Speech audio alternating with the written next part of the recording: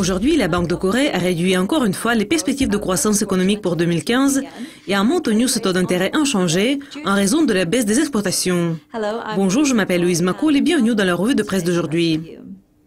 La Banque centrale de la Corée du Sud a réduit ses perspectives de croissance de 0,1% à 2,7%, marquant la quatrième réduction de cette année par rapport à l'estimation initiale de 3,9% au début de l'année. L'estimation de la banque correspond maintenant aux perspectives prévues pour l'économie sud-coréenne par le FMI.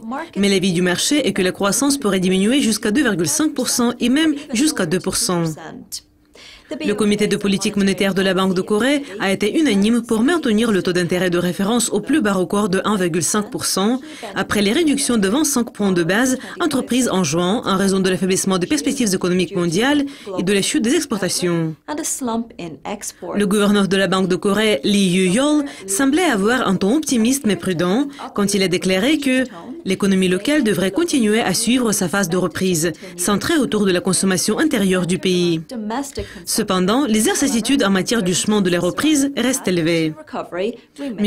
Yeol a également déclaré que la Banque de Corée va surveiller de près les actions de la Fed des États-Unis, ainsi que les facteurs locaux, y compris la dette des ménages.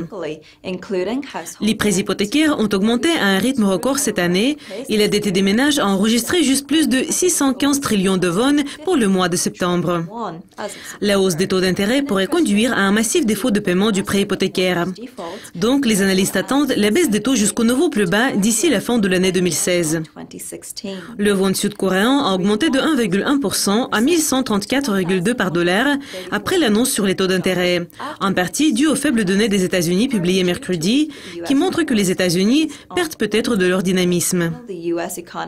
Les actions sud-coréennes ont également augmenté.